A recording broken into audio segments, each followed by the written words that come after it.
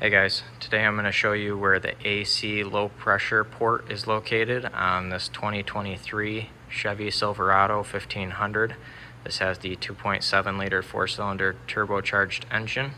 If you find this video helpful, can you smash that thumbs up button and leave a comment down below for the YouTube algorithm? It really helps out a lot.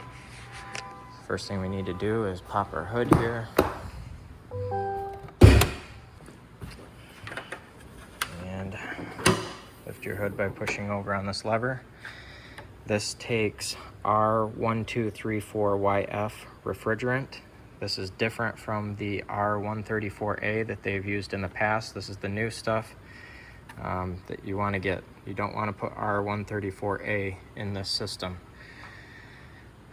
So your low pressure port is right here. This is how you would refill your system here if it was empty for some reason, or you need to recharge your AC because it leaked out.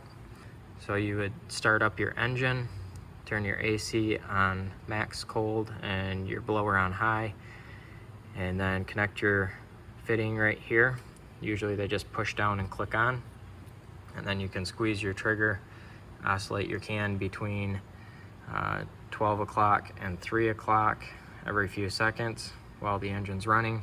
It'll just draw that refrigerant in there.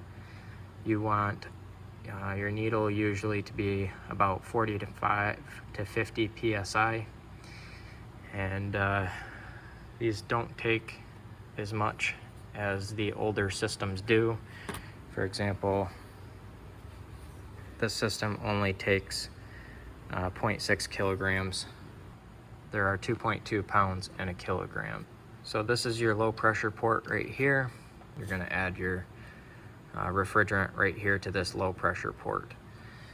I hope you found this video helpful. If you did, smash that thumbs up button, leave a comment down below for the YouTube algorithm. Thank you for watching and have a good one.